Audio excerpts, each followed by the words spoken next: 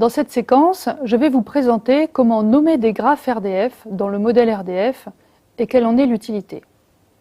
Dans de nombreuses applications, il est souhaitable de pouvoir exprimer le sous-graphe particulier, c'est-à-dire le contexte dans lequel se trouve un triplet RDF. Nous avons vu dans une séquence précédente que le Global Giant Graph RDF, qui représente tous les triplets du monde, est découpé dans la pratique en sous-graphes connectés entre eux par leurs ressources communes. Il s'agit donc de pouvoir nommer ces sous-graphes.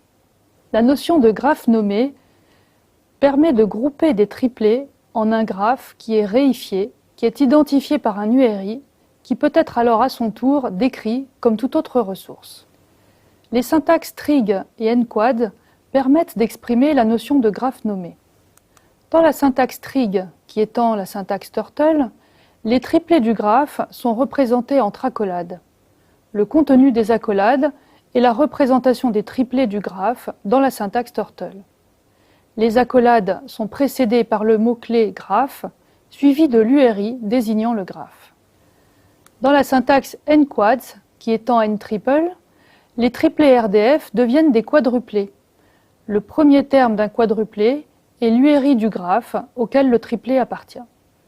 Voilà, cela clôt cette semaine de cours sur RDF. La semaine prochaine, vous ferez la connaissance de mon collègue Olivier qui vous présentera le langage Sparkle permettant d'interroger des données RDF.